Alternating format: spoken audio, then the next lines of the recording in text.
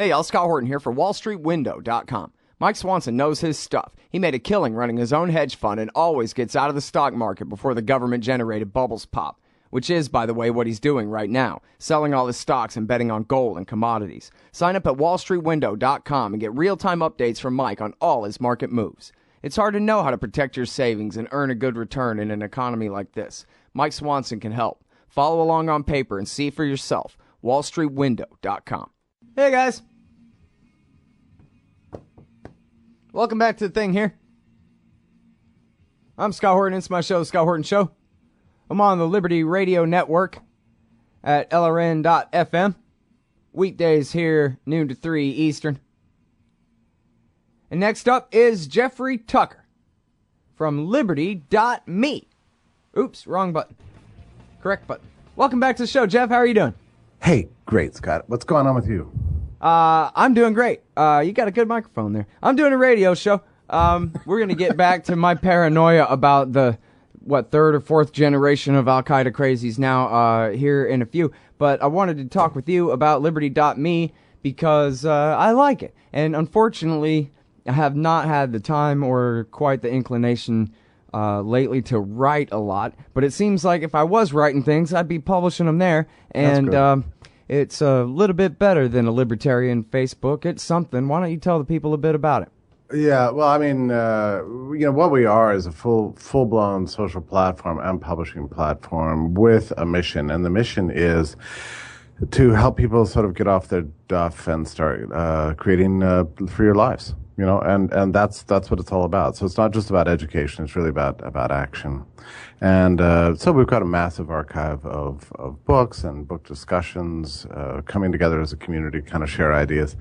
It's quite spectacular. I mean, we've only been open about 4 weeks, but the amount of contributions that I've seen are just they're vast and really super high quality. I spend a good part of my day on it, not just because it's my business, but because it's just a fantastic place to hang out. I think we've really needed something like this, and I think we've done it. I'm really excited to see it grow and see it expand. Also, just this morning, Scott, we implemented a 30-day free trial. And you got to do that in this world, and we're happy to do it. So anybody can just go in and join for free. You can see what you think for 30 days and see if you like the community. We've had 0 unsubscribes since we went live, so I think we're doing something right. Yeah. Wow, really? 0 unsubscribed so far. 0. That's great. Yeah. And that's really fun for me because I like, it's not just I want to sell stuff. I really want people to be given a beautiful service, to be introduced into a new world. I mean, sometimes the world of liberty can be depressing, and it shouldn't be. We should be looking for opportunities and ways to build things and creative solutions to the problems in our world today. I mean, I don't know what your view is, Scott, but my own sense is, I was just writing about this morning, that the way that we're going to find a freer world is not going to be through the conventional channels. It's not going to be through lobbying, protests, or even demonstrations. Much less just electing the right people. And we're going to have to build this world for ourselves. We're going to have to outcompete the state and be more amazing than all the crap the state's giving us. And that's the way it's going to happen. I think that's the way it's always happened. And this is a kind of a new revelation for me. So I built the site up around this idea. Right. Well, and there's a lot of ways to help make them obsolete, starting with just quit calling 911 on each other and this kind of thing. Oh, that's a good point. But then there's a million more. That's a giant road you can go down. Different places where you can think of ways to withhold your support and find other ways to do things, like Bitcoin, for example, which I know is a big interest of yours. Yeah, right. I've been writing about that too recently. It's very funny. One of the articles I wrote a couple of days ago is about how suddenly everybody gets really interested in Bitcoin when the price goes up, and then they sort of lose interest when it goes down. I just wish I bought them back when they were worth 0.0002 cents each or whatever it was. If only I'd known. Yeah, and the thing about Bitcoin is the point of Bitcoin is not its exchange rate; it's its functionality as a technology. It's both. Yeah, I kind of get. The thing is that technology has to be introduced into the real world, so it has to kind of go through this sort of messy process of markets and speculation, and plenty of scam artists and all the rest of it. It was the same way with railroads and the light bulb and everything else. So Bitcoin's taking that same route. But if you look at the long term here, we're talking about a technology that just totally crushes national currencies in every way. So yeah, Bitcoin's a great example of that. But we're surrounded by examples like this. Peer-to-peer technology is taking off all over the world. In every way. I mean, the private sector these days in the market economy is generating solutions brilliant solutions at the very time that all the state services all over the world are becoming ever shabbier and sort of stuck in the past and ever less able to serve the human population with what they really need. So that to me has very interesting implications for the future of freedom. What happens if they build a state and no one really uses it? Do you understand what I mean? Absolutely. And yeah. I'm very familiar and I can really sympathize with the Walter Blockian argument that every libertarian ought to get on as much welfare as he can to deny that money to the government. And if they're a libertarian, then by definition, they're going to be spending it in ways that's superior to the way the government would have spent it anyway. And they already stole or inflated the money anyway. But my counter argument to that, I don't live my life that way because I just don't want to be the demand for their supply. And if they can invoke me, taking their quote help, then right. They've diffused my hate against them and my speech against them. So I've decided to just try to go around them as much as I can as well, Yeah. But everybody has to fight their certain battles, First things first for everybody, That's true. There's always a different path for everybody. We have to be really creative, but if you just kind of look at the general trends, whether it's housing or communication or transportation in cities, security, money and banking, lending. You can just go through the list. You can see that the private alternatives that we've seen just invented in the last, say, 5 years are spectacular compared to the same services offered by the state. I mean, so this is a very significant fact. The U.S. mails is a good example of that. People are using it less and less, and the post office is in a panic. And that's very interesting to me. And in China, for example, like there's a government mail system, but like virtually nobody uses it at all. And so what does the state do? I mean, first you have to ask the question, why does the state have services anyway? I mean, why not just steal our money and live off of it? Why do they pretend to give it back to us in the form of services that supposedly benefit us? I mean, I think the answer to that question is it's propaganda, right? It's to buy our loyalties and to fool us into thinking they're our benefactors instead of being our robbers, Right, like Sheldon Richman always says, hey, it was Bismarck that invented Social Security, and it wasn't because he loves your grandma more than you do. It's because he was trying to separate you from her and make her first loyalty to the Kaiser.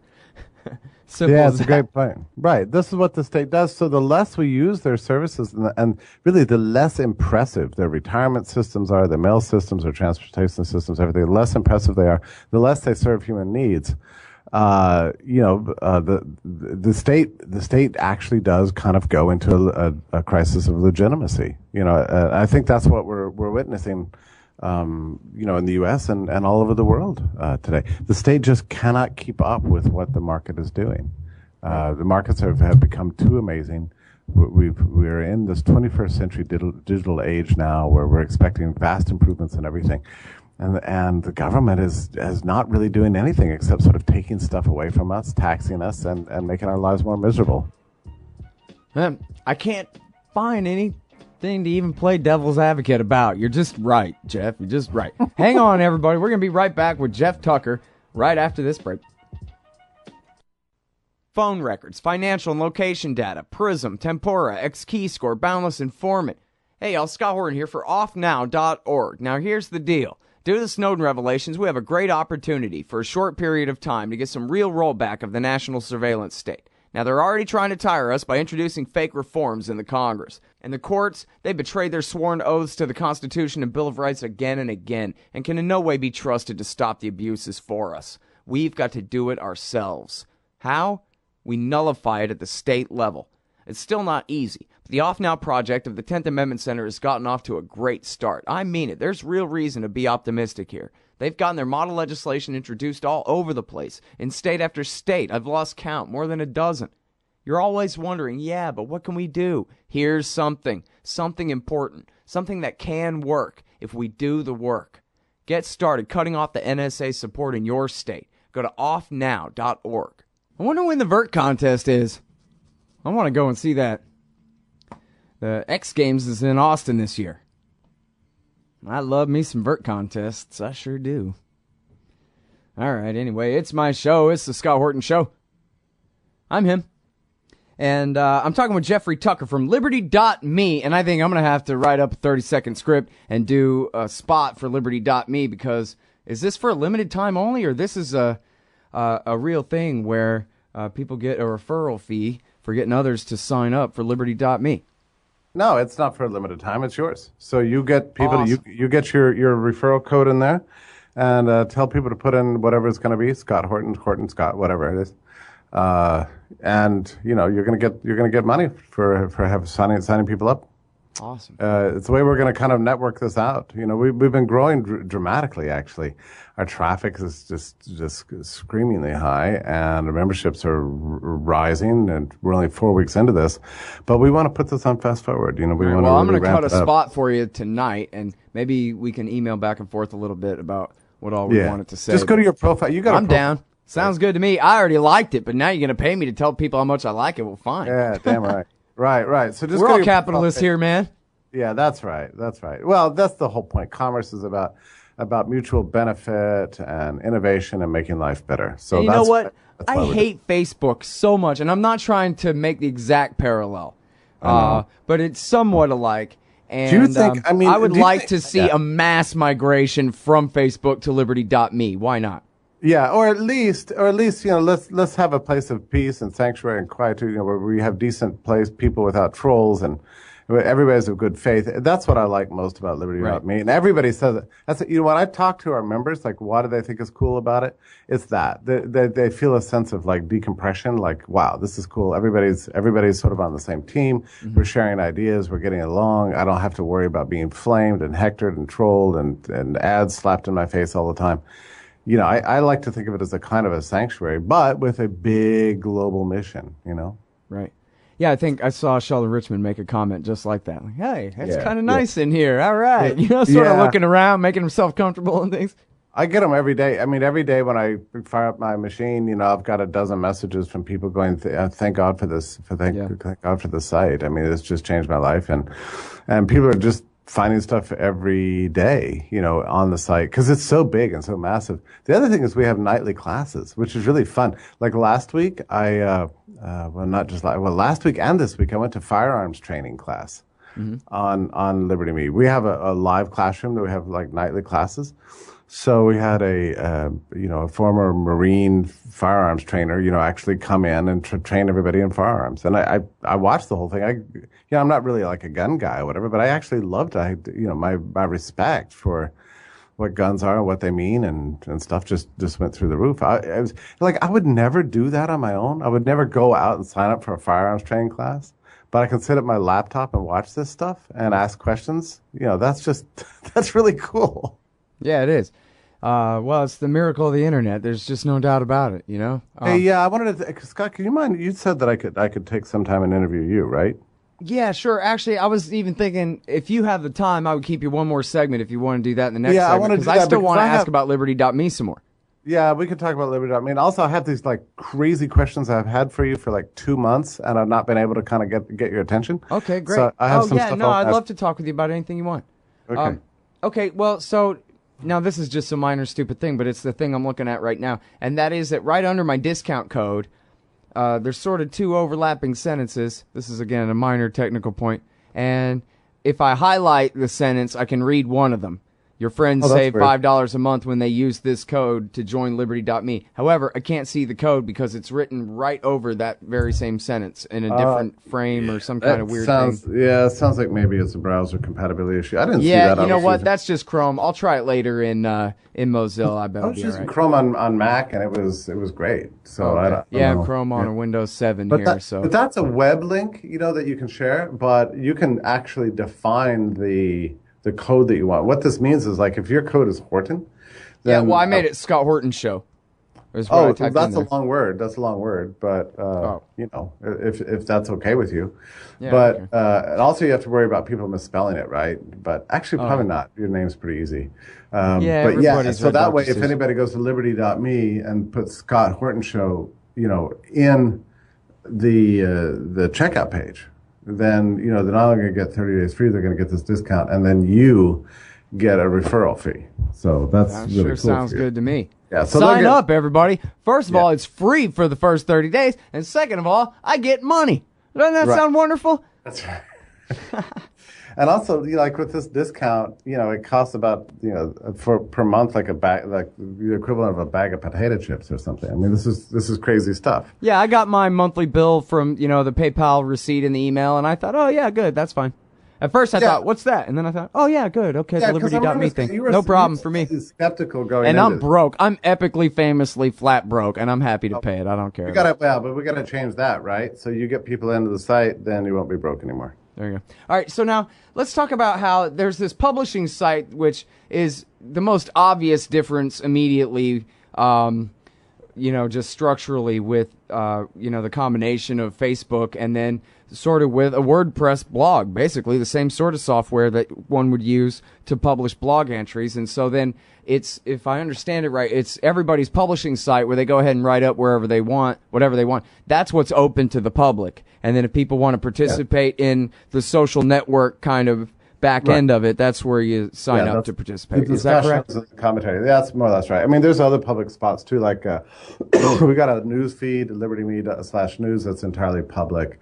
But if you want to submit links to it, then you've got to be a member. But otherwise, anybody can read all the. And I love it. The newsfeed is just great. Oh yeah, no, that's great. Now wait a minute, where do I find that?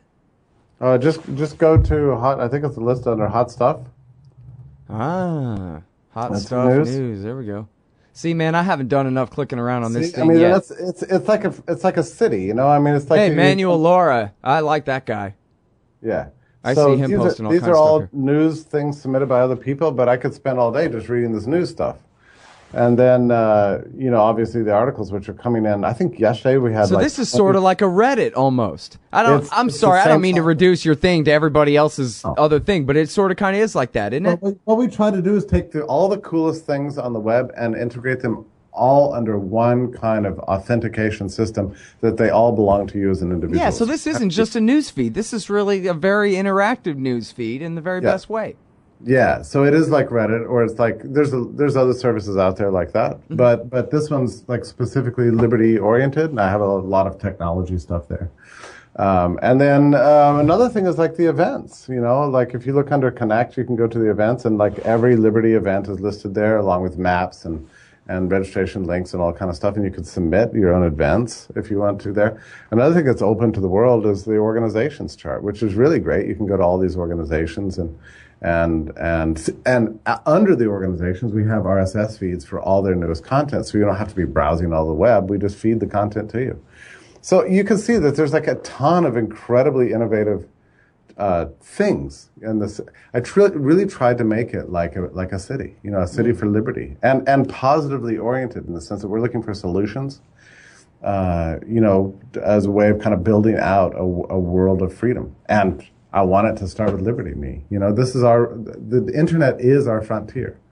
It's our scalable world where we're moving because the state has destroyed so many aspects of the physical world. Hey, we got the internet now, and we can own this place. Right. All right, now what's karma? What are these stinky hippies doing on my Liberty.me thing here? Yeah, it's really funny because this is a kind of a competitive thing. Like every time you answer, you start a discussion on the forums, or you reply to a discussion, or post an article, or like a news feed, or appreciate somebody's post, or any activity you do gains you karma. And so you just crawl higher and higher and higher through the ranks. And it's been a lot of fun. You finally got me clicking through all this stuff. I'm going to go ahead and take a real good look now. I dig it. This is liberty.me, and you can find me on there. I'm Scott Horton Show. When we get back, Jeff Tucker is going to interview me about man, technology, and state. It's the Scott Horton Show. Hey, y'all, Scott Horton here for cashintocoins.com. So you want to buy some Bitcoins? Cashintocoins.com makes it fast, easy, and safe to get Bitcoins. Just deposit the money into their account at any of the major banks they support, and then just email them a picture of the receipt and your Bitcoin address, and you get your Bitcoins. almost always the same day it clears. In a tough, competitive new market, CashIntoCoins.com has the advantage. A great system and great customer service to keep you coming back. That's CashIntoCoins.com. Just click the link in the right margin at scotthorton.org. It worked, right? Welcome back. This is Jeffrey Tucker. You're on my show, The Jeffrey Tucker Show. And our special guest today is my esteemed colleague, brilliant anti-war activist and intellectual, Professor Scott Horton. Scott, welcome. Thank you very much, Jeff. Appreciate it. I really enjoyed that, actually. I've been wanting to ask you this question for a very long time because, first of all, I'm grateful for the division of labor because, I'm very interested in foreign policy. I'm interested in all this stuff, but I have other things I focus on, technology, domestic issues, and that sort of thing. So I'm so glad for you because you have massive expertise in areas that I don't. So I want to ask you something that I've been very curious about, and I would like you to tell me your realistic, honest, true sense of things, because you watch this stuff so carefully. What I'd like to know is over the last, say, 5 years, when we've seen global communication just take off in a peer-to-peer way where we can all, have our own blogs and share information and connect with each other all over the world, what has this done to the power of the state to trick us into war? Do you think it's made a difference? I think it's made some, but I wouldn't, I don't know. It's kind of a difficult thing. I mean, it depends on the example. My favorite example, if you want spin, is, we whooped them last summer on Syria and we made them back down. But the truth is, Obama really didn't want to do that. And neither did the chairman of the Joint Chiefs of Staff or the leaders, really, of the military. They didn't want to get involved in another Iraq war in Syria over there. And so the president had drawn this stupid red line. And, in fact, there was a New York Times report that I thought was credible enough about how they had talked about, okay, whatever you do, Mr. President, don't say anything stupid like red line or anything like that. And then he went right out there and just sort of blurted out the phrase as a George W. Bushism about, if there's any chemical weapons, then that's the red line. And he just went, oh, no. And everybody backstage went, oh, no, he wasn't supposed to say that. And so they never really wanted to do it. It's also true that 99% of the American people were absolutely, or 91%. They found one poll had 9% support for doing anything about it. And people were angry about it. And they were active about it. And they communicated with each other on social media, and they communicated with the Congress on the telephone and by email and by tweets, and they said, absolutely not. We are so against this. Just forget it. And they came out to town hall meetings. I mean, that was where the rubber really met the road, I think, was a congressman. And this was the first clue that Obama didn't really mean it, was that he said, go ahead and vote your conscience, Congress, which meant go ahead and vote against me if you want, And then they all went home, and all their constituents came and said, absolutely not. And in right-wing districts, people just said, if it's just because they hate Arabs too much to want to help them with bombs, or because they hate Obama too much to trust him with a rifle, or, whatever it is, they just, So it's kind of, all those things sort of came together. It would be nice if I could be more dishonest and just stick with the, America faced down the government on that one. It would sound better. But I think that their heart wasn't really in it. And I would like to, at the same time, you can see look at Egypt, for example, where the military, by way of the media and their sock puppets, were able to convince enough people to show up in the town square to justify a coup d'etat and overthrow the elected government and install, themselves back as the military dictatorship and cancel the Arab Spring. Or look at the way that they seem to have really gotten away with the narrative that everything going on in Ukraine is Russia's fault rather than America for doing the coup d'etat in the first place. So, I mean, it's better. People have access to information to the contrary point of view, to the truth, if they want it and if they're looking for it. And that's what I'm doing here, is trying to be a place where people can go to find it. But it's not, our truth is not ubiquitous yet, as far as, especially when it comes to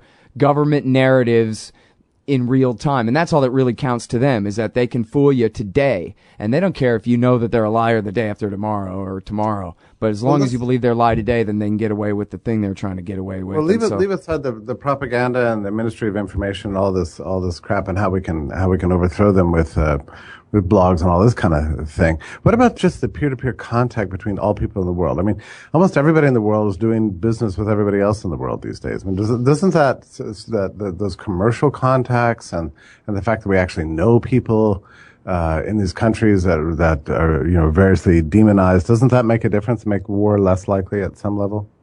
Yeah, I mean, it has to. It absolutely must. And really, I don't know about the hearts and minds of the people at large. I don't know the answer to that. But I know that, I was just saying this on the show to the people yesterday, I think, that I saw Bill Gates years and years ago at a thing on MTV where a kid said, "What about the rise of China?" And Bill Gates said, "It's the most wonderful thing that ever happened. That Maoism is dead, and long live the rise of China. And the better they do, the better we do. And there's no such thing as China. It's just a billion human beings. And let's all get rich and be friends and trade." And it was the most, wow, a CEO of a giant welfare receiving corporation like Microsoft believes like that. That's cool to me to hear. And if that's the future of how American business thinks of China, then so much the better.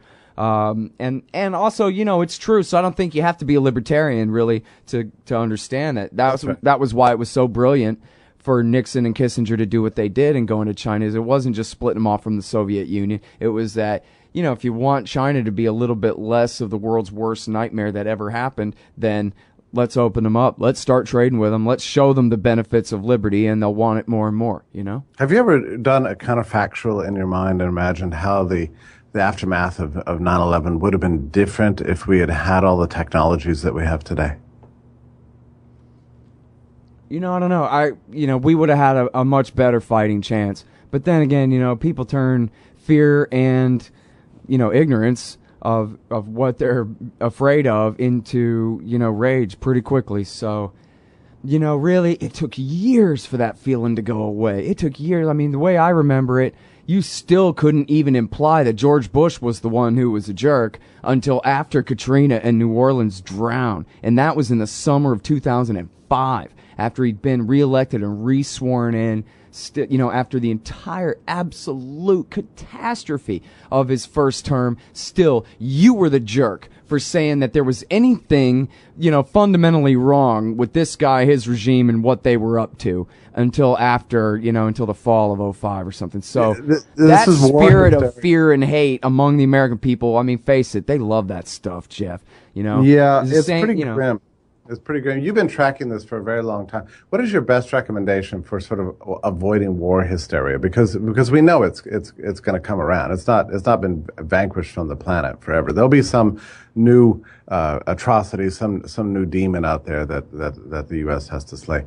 What's your best? It sounds silly, but the best answer is learn geography, man. There are only so many continents with so many countries in them out there. So once you figure out that there are no even possible enemies anywhere south of Texas, now move over to Africa. There are no powers in Africa. Okay, so forget them. And then there's Europe. There are allies and best friends all the way to Russia's frontier. And Russia is no longer the Soviet Union. There are frenemies at worst. And same with China. Our frenemies at worst since before I was even born, back, when Richard Nixon was the president, as we talked about. And Australia, the entire, British Commonwealth is basically the American Empire's first-tier satellite states. And so that's it. There's Antarctica, but ain't nobody lived there but scientists and things. And so we're out of even possible enemies in the world other than the horrible jihadist, suicide bomber killers that the American government creates everywhere they go and slaughter innocent people. So really, there's just no reason to believe anything that they say about any enemies because it just couldn't really be. I mean, you look at, for example, it's easy to whip up war hysteria against Vladimir Putin because what a serious-looking face. But come on, has he been on the rampage conquering and invading and regime-changing countries? No, he is not. And this thing in Ukraine that they build up all this propaganda against, again, it was an American coup d'etat that happened in Kiev first, before Putin did anything to make sure that Crimea was going to stay within the Russians' sphere of influence, etc., and the rest of what's happened since. So people ought to just internalize the lesson that there are no enemies other than the jihadists, right. And the best way to solve that problem is to stop killing people right now. Right. So what was your sense of this prisoner swap the other day? Have you given a show on that? Oh, you know what? I'm for it, but we're out of time for this segment. And then, you know what? I'm sorry, because then I got to go to Adam Morrow from Cairo. But amazing having you on the show. We could follow up on this. Shoot me an email or a Skype message or something. Thank you for your time. Thank you for doing my show and asking me questions. I'm sorry I went on so long. I should have went on shorter. The great Jeffrey Tucker, everybody. Liberty.me. Oh, man, I'm late. Sure hope I can make my flight. Stand there. Me? I am standing here. Come here. Okay. Hands up. Turn around. Whoa, easy. Into the scanner. Ooh, what's this in your pants? Hey, slow down. It's just my... Hold it right there. Your wallet has tripped the metal detector. What's this? The Bill of Rights? That's right. It's just a harmless stainless steel business card-sized copy of the Bill of Rights from SecurityEdition.com. There for exposing the TSA as a bunch of liberty-destroying goons who've never protected anyone from anything. Sir, now give me back my wallet and get out of my way. Got a plane to catch. Have a nice day. Play a leading role in the security theater with the Bill of Rights Security Edition from SecurityEdition.com. It's the size of a business card, so it fits right in your wallet, and it's guaranteed to trip the metal detectors wherever the police state goes. That's SecurityEdition.com. And don't forget their great Fourth Amendment socks. Hey, guys. I got his laptop. Hey, I'll Scott Horton here for The Future of Freedom, the monthly journal of the Future of Freedom Foundation. Edited by libertarian purist Sheldon Richman, The Future of Freedom brings you the best of our movement, featuring articles by Richman, Jacob Hornberger, James Bovard, and many more. The Future of Freedom stands for peace and liberty, and against our criminal world empire and Leviathan state. Subscribe today. It's just $25 per year for the back pocket-sized print edition, $15 per year to read it online. That's The Future of Freedom at fff.org/subscribe. Peace and freedom. Thank you. You hate government, one of them libertarian types, or maybe you just can't stand the president, gun grabbers, or warmongers. Me too. That's why I invented LibertyStickers.com. Well, Rick owns it now, and I didn't make up all of them, but still, if you're driving around and want to tell everyone else how wrong their politics are, there's only one place to go. LibertyStickers.com has got your bumper covered. Left, right, libertarian, empire, police, state, founders quote, central banking. Yes, bumper stickers about central banking. Lots of them. And, well, everything that matters. LibertyStickers.com. Everyone else's stickers suck.